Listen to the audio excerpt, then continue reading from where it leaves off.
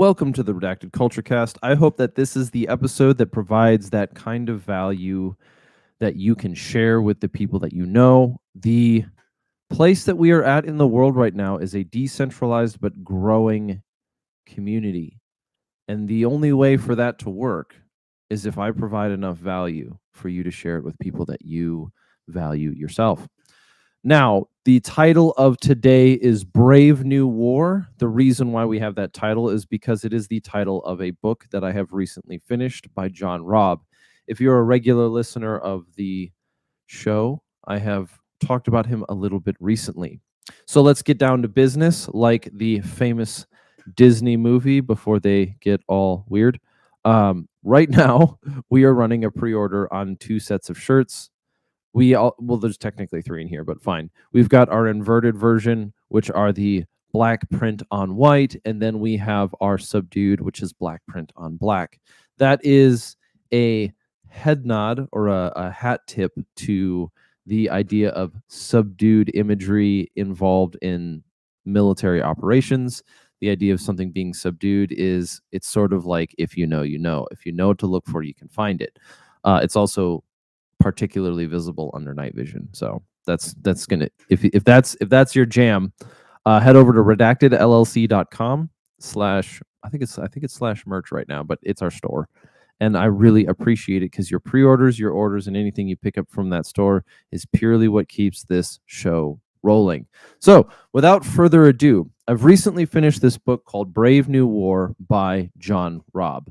And the reason why I would want to talk about it so quickly is because I would recommend reading it on the one hand, and then I would also recommend engaging with the ideas inside in both spoken and written format. In other words, buy the book, read it, talk about it. I would recommend it as far as one worth reading because it was published in 2007. A book being published in 2007 wouldn't normally go out of date so quickly, but there's a certain element of Robb's writing which didn't really keep up with the times. He didn't really make accurate predictions about, say, social media, but he did, on the other hand, present a really intriguing and valuable argument for us as citizens of America or just us as individuals. It doesn't necessarily fall within the category of philosophy, but the subject is a combination of talking about the changing economy and format of the world's information exchange with things like the internet, as well as how guerrilla warfare is changing or was changing in 2007 to focus on decentralized.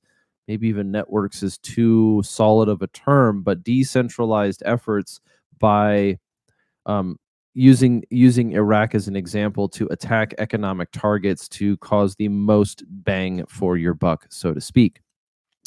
And so the beginning of the book almost feels like it's written. The beginning of the book almost feels like it's out of time, like it fit.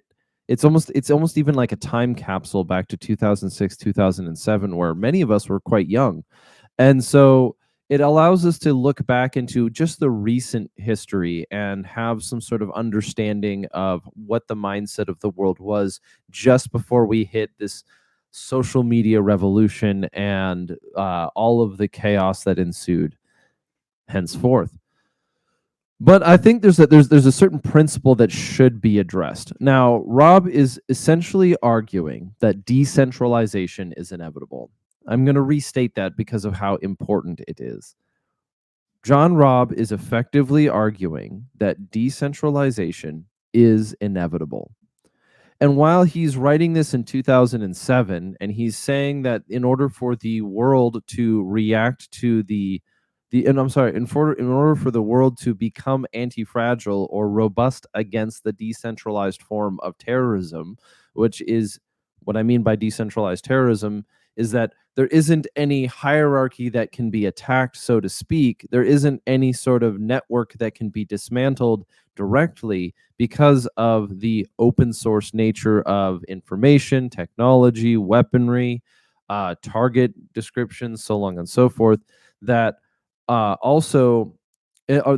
this concept, the open source access to information, in conjunction with the asymmetrical fragility of the world that we live in.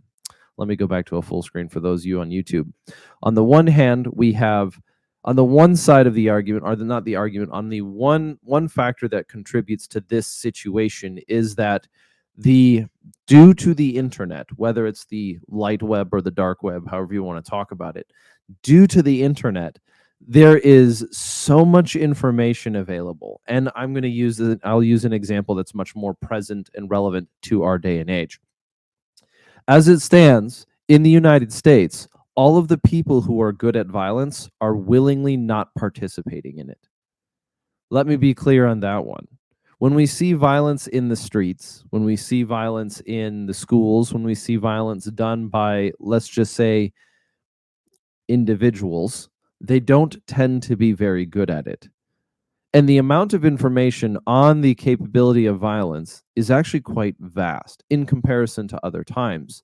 There's everything from instructional videos to educational videos to content like this, which is much more focused on the life of the mind and how we think about these things. But there is I have on my shelf a I believe it's Technical Manual 31, which is Unconventional Warfare Devices and Techniques references. This is available. All of this information is available to so many people. But what ends up happening is while that information is available to people, we'll get to that later. While this information is so available to people, we don't see a lot of people participating in it. We don't see it there isn't a direct correlation between access to information and action in the way that the accusers say so. Another example of this would be, what is it? America has more guns than people, but our proportion of gun violence really isn't nearly as big as what it's accused to be. Or in other words, the proportion of gun violence does not rise at the same rate, or whatever you want to call it, to other countries, even though they're much more homogenized. Other countries are so much more homogenized. The combination of multiculturalism in the United States probably has more effect on the violence in the United States than literally anything else. But no one wants to admit that their holy cow might actually be the thing killing your country. Your sacred cow, my bad. But the point with that is that the access to even guns, the access to guns is disproportionate to the type of violence that we see in the country. So this is the decentralization of information, though. Well, let's go back to this other side. You can, whether it's something like this technical manual on unconventional warfare devices and techniques, I've skimmed it. It looks like a pretty good read.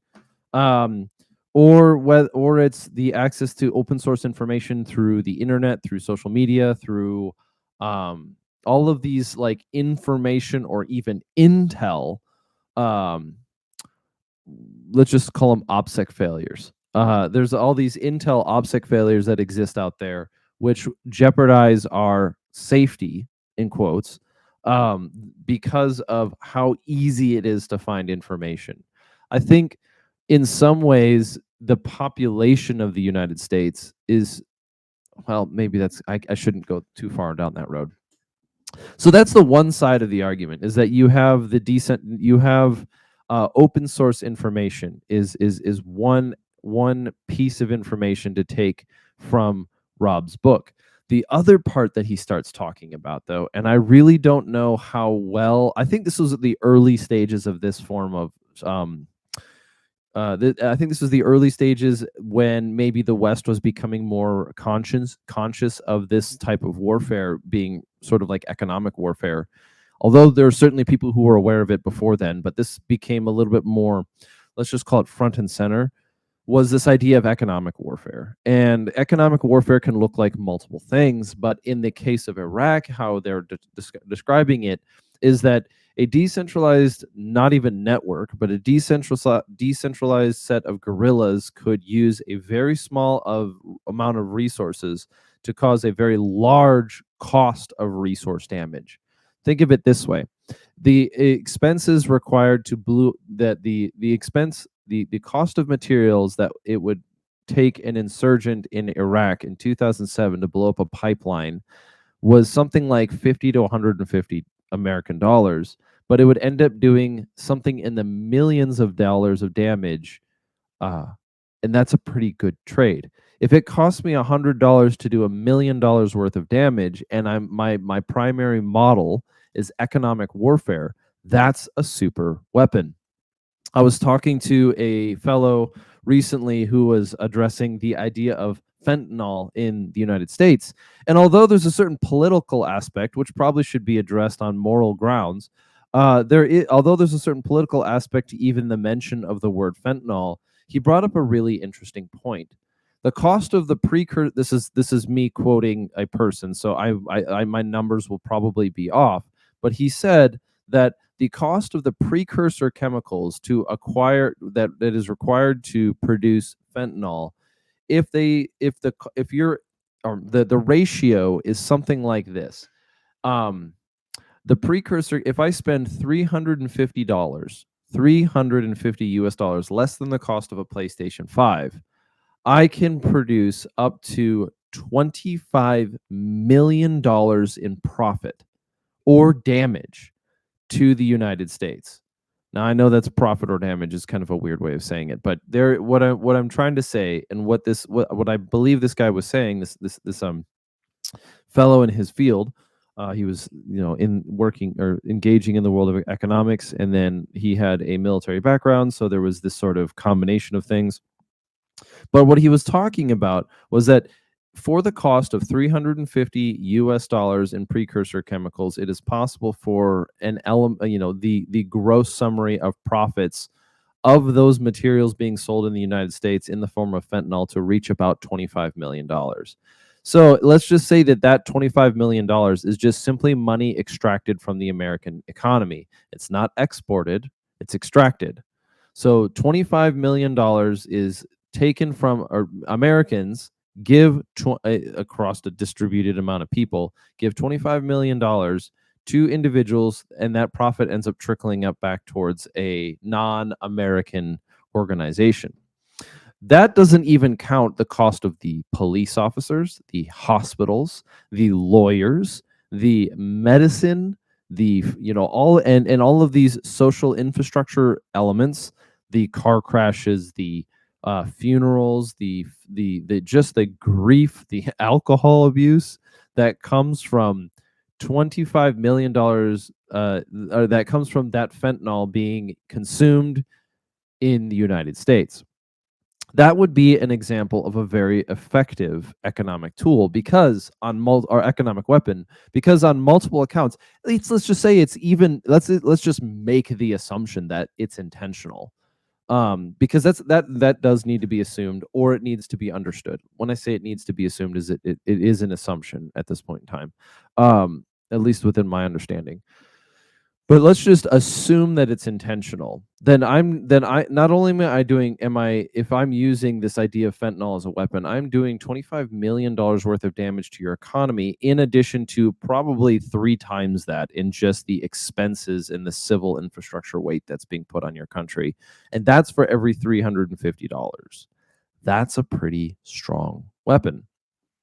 So, going back to John Robb's book, we're talking about, on the one hand, you have this decentralized, you have open source information, whether it's open source like OSINT, OSINT, which is open source intelligence, or it's simply the internet's ability to find out things. The internet is never wrong, as the quote goes. That, in conjunction with this concept of economic warfare.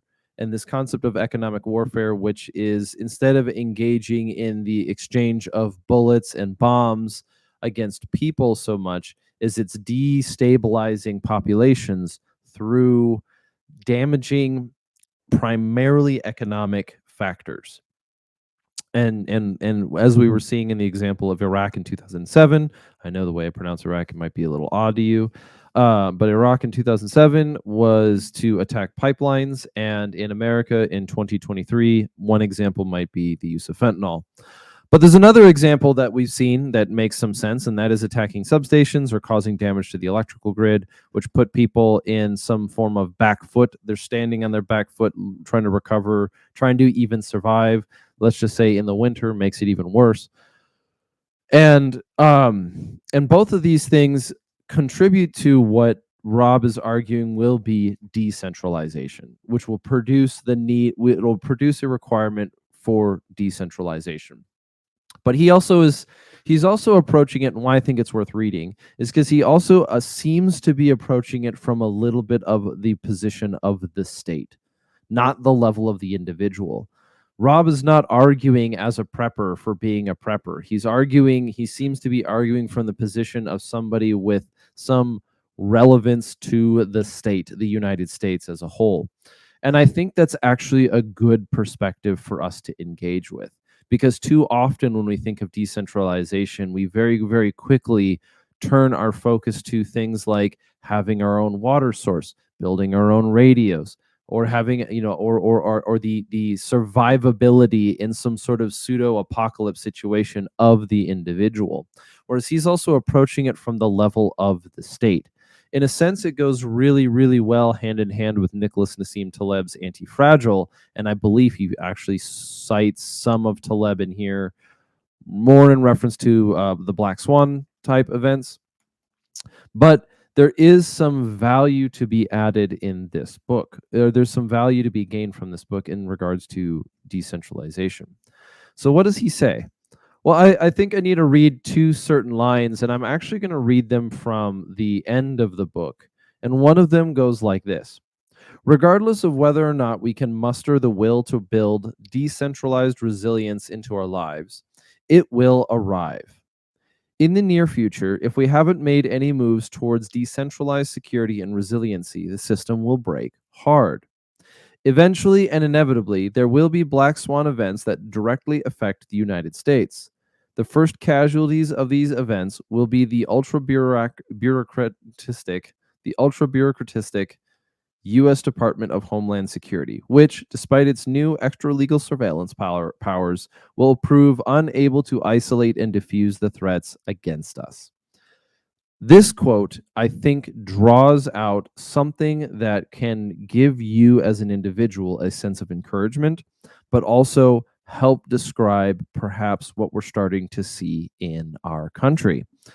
I don't mean this to be purely a, sort of, I don't know how to say it. I don't mean it to be purely speculative, but what it does look like is what Robb is arguing in 2007 is that the burden placed on the state, on the federal government, will be quite great, such that because of the decentralized network of threats against it. Now, we are more than, let's see, that was 2000. We are more than 10 years later. We're looking at about 15 years later after this book was written. And I think that we can come to some conclusions about where the trajectory has changed since Robb and where it might continue going. I'm going to posit a thesis. It's a hypothesis at this point in time, is that the influence of decentralization through things like social media and global disruption of markets and events has caused the state, the government, the federal size of the government to focus more and more on control and centralization. In other words, let's use it as an example that's immediately relevant to us. The state, the federal government, is interested in cracking down on your individual right to own a rifle or a carbine or whatever you want to call it through the Brace ruling, because they believe that that is the best way to shore up a span of threats that they describe to their authority. The legitimacy of their authority being challenged, they are required to either consent to the will of the governed or expand their authority and centralized power. And instead, in reaction to this negative effect where perhaps you were dealt a hand that was garbage from the start, instead of yielding that and reforming it into something that is useful for the world that we live in, they're choosing to further centralize in sort of a death spiral. An example of this will be 2020 and the Summer of Love, as well as state versus federal authority when it comes to law enforcement. We are existing in a time where there is a conflict in some ways between various states and federal authorities. This can come across in examples of like sanctuary states, whether they're whatever you want to, whatever sanctuary thing you're sanctuarying now is, whether it's, was it, let's see, trans, is that trans sanctuary state thing? Is somebody coined that term yet? Well, whatever the hell. But you've got like gun, firearms, Second Amendment sanctuary, counties, cities, states. You've got immigrant sanctuary city, counties, cities, states. And so what you when a county, city, or state says that they're a blank sanctuary, what they're effectively saying is that the federal government has no power here. Think of Lord of the Rings quotes for me, please. But what this does, and why I think this is important, is because what John Robb was arguing in 2007 is that the federal government is not going to be able to handle decentralized threats from a centralized position. In fact, I think a decentralized threat is the specific evolution that comes from learning the mistakes of trying to challenge a centralized authority. The reason why, or the one of the things that caused and produced this form of decentralization was the power of the state. Since challenges to the state could not come from anything other than a state of equivalent size, which, if you think about this in monopolies, would not want the power that be would want to crush any sort of opposition before it grew to any substantial size. If you want to think about it this way, then instead of it being a single entity that's the opposition to the state, you would have a decentralized. And what I mean by decentralized is there is no one banner, creed, or argument. It is simply individuals choosing voluntarily to participate or abdicate, not abdicate, to withdraw from the system. We've talked about this a couple times before when it comes to socialism and communism, but we'll get into that in another time. But when it comes to this idea of decentralization, it's interesting that Robb will argue that from a law enforcement perspective, or an anti-terrorist perspective, whatever, anti-terrorism, counterterrorism perspective, he effectively argues in the latter pages of the book that that counterterrorism has to decentralize. That was a really, really bad transition. Here's a quote. The Department of Homeland, this is from pages 160 and 161. The Department of Homeland Security was excessively focused on prevention of terrorism through centralization before the conflict, and on bureaucratic control of the deployment of assets during and after the crisis, referencing to Hurricane Katrina as an example. Or that's a good one. Yep. So the Department of Homeland Security was excessively focused on the prevention of terrorism through centralization before the conflict, and on bureaucratic control of deployment of assets during and after the crisis. It is hard to see how this centralized system will produce anything other than disaster in the future. In other words, that the attempts of the centralizing power to become more bureaucratic and more authoritarian will only magnify the level of catastrophe that is as a result.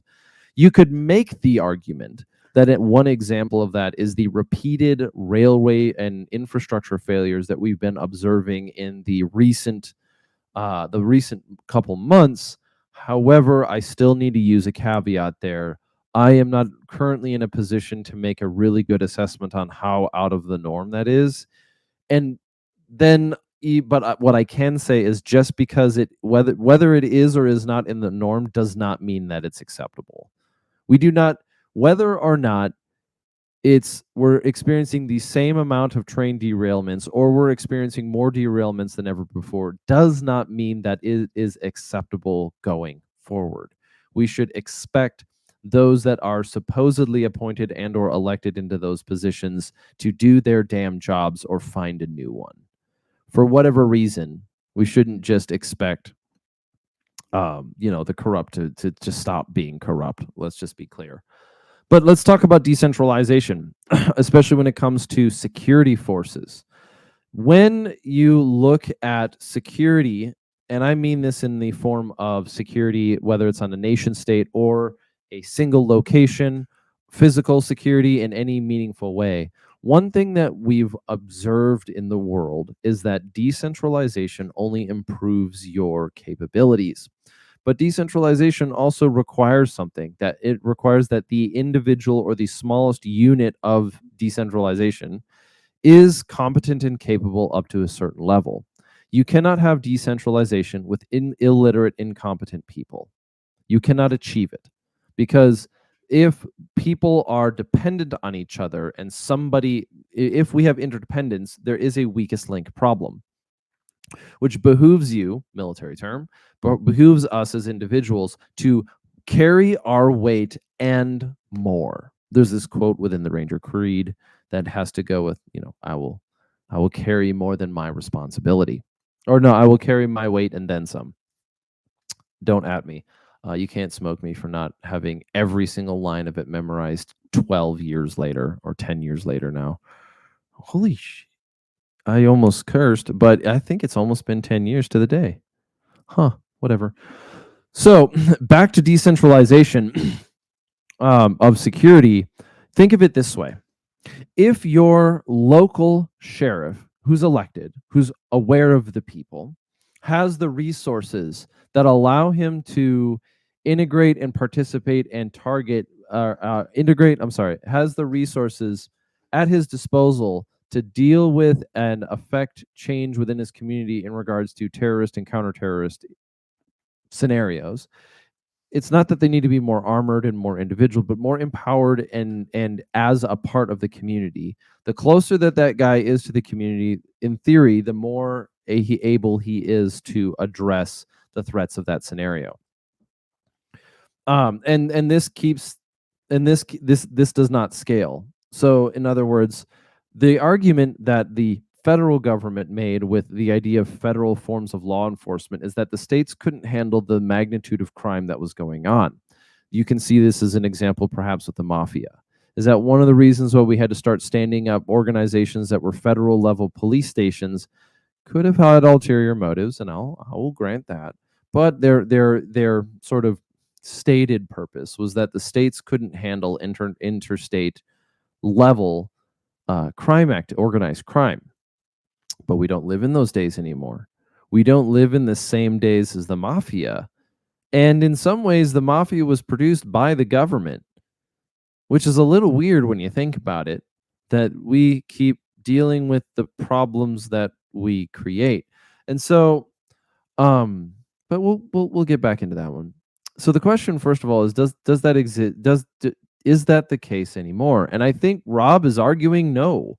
I don't think that I think Robb would effectively be arguing that the threat of some sort of mafia style crime network is much less of a threat in today's age. Rather, node operated decentralized terroristic threats, ergo Antifa, if you want to get political on this one, are going to be more dangerous, are the greater threat that we're facing today. And in a sense, you get this cyclical issue, this circular reasoning that goes into centralizing the authority of federal law enforcement, which says the threat is rising, so we need to increase our security state. But the more that you increase your security state, the more that you entice and produce, and in fact, I mean produce, like manufacture the thing that is the threat. In other words, another example would be with the idea of gun control, is that the possession of arms is the closest thing to an absolutely decentralized network of security that you can acquire. I don't know if we'll ever get to see this happen in the world, but perhaps it is possible that the United States will be. It's not the word justified. There's a word that I'm looking for, which happens on this show, but it's like fulfilled. It's like when your idea that you've been arguing for gets proven to be correct in the end. Um, but perhaps one day there will be a day where all the nations of the world are being completely crushed by the collapse and breakdown of society and the ever-present, ever-growing dangers of decentralized terroristic networks. But the United States will be just fine because individuals still own their guns and decide to take responsibility for their communities. Vindicated, that's the word. Maybe the United States will be vindicated someday. We don't know. Not likely, but it's possible that the ever evolving type of threats to the prevalence and growth of human life, whatever you want to call it, will the United States will be vindicated because they by enshrining the right to bear arms in our society, we have effectively produced and codified a natural form of decentralized security into our system alone, and as a result, um, the things that cause other countries which have disarmed and enslaved their populations will not have the same effect on U.S. soil. I don't want to hope for that future. That would be kind of crass because it would require the presence of such things. But in the other way, on the other hand, it's effectively what we have in our world. So, last quote from John Robb on page 185. Da, da, da, da. Members of the middle class will follow, taking matters into their own hands by forming suburban collectives to share the cost of security, as they do now with education, and shore up delivery of critical services. These armored suburbs will deploy and maintain backup generators and communications links. They will be patrolled by civilian police auxiliaries that have received corporate training and boast their own state of the art emergency response systems. That is a prediction made by Robb that only sort of came true in 2020. It wasn't the middle class in the suburbs that deployed these things. It was the upper middle class and the corporate. And that is the kind of the phrase, that is the sentiment that I want to leave this episode on.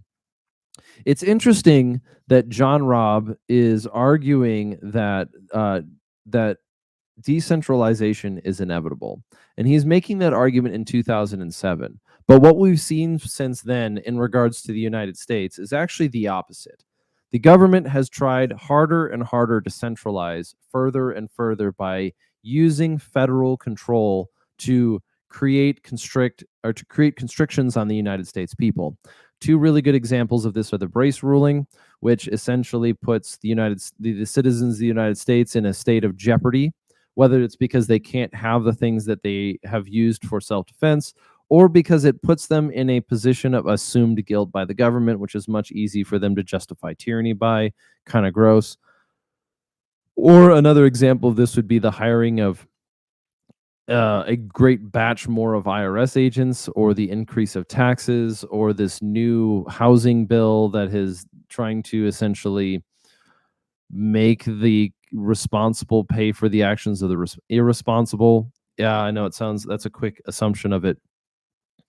But what we're seeing here is that I think I think this is a book worth reading, and it's a book worth having on your shelf, because what he is saying is he's saying that decentralization is inevitable.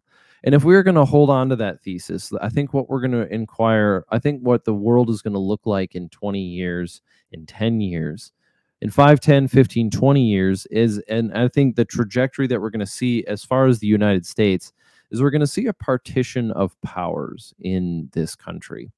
What I mean by a partition of powers or a partition of culture is probably more important, probably more accurate. You're going to see a partition in culture in the United States between effectively the authoritarian centralized population and the decentralized underground. This is what I believe is going to happen is that you're going to see the United States bifurcate between a centralized population. I think you're going to see the United States bifurcate. It's going to remain on a map almost identical. We're still going to have the same borders, many of the same states. I don't think we're going to see the balkanization in the way that the pundits are talking about. But what I think we're going to get is we're going to get a bifurcation of the United States, and it's not going to be a left and right. It's not going to be purely a left and right bifurcation. What we're going to see is we're going to see that there is going to be the continued attempt for there's going to be a continued grasp for power from the authorities and the authoritarian top that individuals like Joe Biden and and organizations like the ATF and the IRS are going to try harder and harder and harder to hold on to some semblance of control. And they're going to feel that control slipping from their fingers because the world is going to move towards decentralization. It's going to do that through economics, and it's going to do that through technology, and it's going to do that through philosophy. That people are going to reject the authoritarian demands of whatever it is that is the cathedral, and they're going to start pursuing they're going to start pursuing their own, not their own will, but they're going to start pursuing self-reliance and localized communities by their own choice. This is going to cause the government from the top to react negatively, and they're going to view that as a legitimate threat to their authority, because it is. If I don't need the federal government to take care of me, if I don't need daddy to pay my bills, and I try to figure out how to integrate into my community, and I participate in my family and my church, and I raise my children, then I have no need for them, which is a threat to their legitimacy. But what you're also going to have is you're going to have simultaneously a sort of pseudo-religious expansion in the United States that is not going to come in the form of a rote Christianity, but probably a bastardized combination of scientism and like the worst caricature of Catholicism that you've ever seen. Because this is not a bash on Catholics. In fact, I think some of your theologians are of great worthy of respect. This coming from a Reformed guy. But I think you're going to see a bastardized caricature of Catholicism combined with some sort of pseudo scientism mixed with a little bit of New Age to create a brand new cathedral of paganism, which is going to, not paganism, it's like this brand new cathedral kind of thing, which is going to represent the higher section, the higher partition. And I don't mean higher as in better, but sort of the public face of the world. You're going to see the world you're going to see the United States and the world partition between the decentralized real powers where people are making real moves, and then you're going to have above it the massive veneer, not just like the 10% of the iceberg, but the massive veneer of centralized normal economy, which is going to um, focus more and more and more on personalities like Donald Trump and Joe Biden, and less on their own avenues of influence. And as a result, that will be the partition of the world between the true power, the true we the people will be decentralized and will choose voluntarily to participate in community, and then the people who follow along the lines of, whatever you want to call it. And I don't want it to be too derogatory, because they all serve their purpose, and this is not to call them sheep, because that would be so insulting and wrong. But rather, I think you're going to see a focus on you're going to see this focus on this sort of centralized power, Biden save us, government save us. And those people are going to hold resentment against those who choose to take responsibility for themselves. But what it also looks like in application is that if you attend a church, now's the time to start considering what your security posture is going to look like, because that will certainly continue to be a target. It'll be seen as a threat to the legitimacy of the authority system, just like the church was a threat to the legitimacy of the worship of Caesar back in the early era. And I don't think that just because you are being persecuted is evidence of the legitimacy of your faith, or it is a legitimacy. I don't think the presence of persecution should be mistaken as a pure sign of the legitimacy of your conviction. It does, however, come to stand that if you are waiting for the government, the centralized government, to stand up some form of security posture in your immediate AO, your area of operations, where you live, where you work, where your children go to school, where you go to church, if you're expecting the government to do that, you will be long dead before they are capable of making a move. It's not whether or not they want to, it's simply that they are not possible, because the centralized authority that is the government, that is the federal form of law enforcement, is only capable of stopping a small percentage of decentralized threats that are being focused on you. And if you attend a church, then I think you could make a very strong strategic argument for this that goes something like this. What we have seen from threats of people who desire to do harm on the church, that information on them can be gathered from open source information or open source intelligence, their intent on attacking you is already decentralized. Their objective in attacking the church is present and decentralized in a way that they can sort of claim camaraderie, but also innocence and isolation from the attacking parties. And the government, the federal government, and perhaps even in some sense your state government, will not be capable of predicting and reacting in time. The classic example of the school shooting is this. If the government was capable of predicting all of the school shooters, why are all of the people who go and do this kind of violence tend to be on some sort of watch list, have some sort of concern, or even worse so, fit no, that's not the way of going it. Even worse so, why are they why is the government seemingly incapable of handling these threats? And I think that it is a moral failing to say to come to I think it is a moral failing to jump to the conclusion that they want them to happen. I think that's a moral failing. I think that the real answer is that a centralized federal authority cannot possibly react to such things.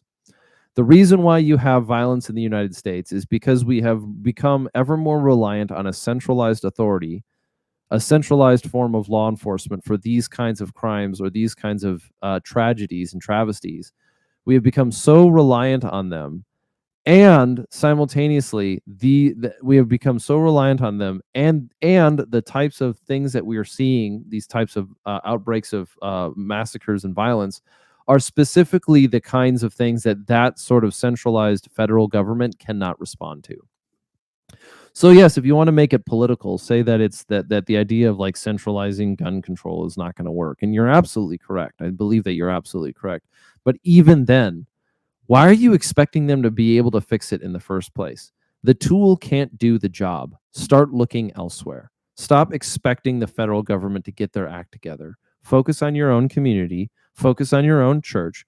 If you have to start as small as your house, start at your house, expand to your community, and just grow from there. Let the decentralization of security happen regardless of what other people want, because that's the only way going forward.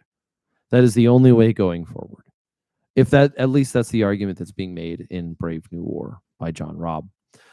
So if this came across as a little bit of a rant, I don't apologize at all. Rather, I hope that this has been an episode that is edifying for you, that makes your life better. And if you believe so, I appreciate it greatly if you share it with your friends. If you head over to redactedllc.com, we are still running this pre-order on these new shirts. Well, actually, one's new, one's returning. And when those are done, we'll be delivering them before summer. Hopefully, before summer. So share the show with your friends. I really do appreciate it. That is if you want to talk about decentralized networks, we are present on Spotify. We're present on Apple. We're present on Google Podcasts, YouTube, and Rumble. But the only way that we are actually growing is when people like you share us. And our objective is not to establish the hierarchy. We're not here to be, well, the joke could be the high priest of gun culture. But the goal and objective of Redacted is to equip you with the information you need to go forth into the world and conquer it, to go out and live to go out and live essentially your best life, but that's kind of cheesy. Let's just say the objective of Redacted is to equip you with the intellectual tools necessary to your survival and thriving. That being the case, this has been the Redacted Culture Cast for Brave New War by John Robb. Talk to you soon.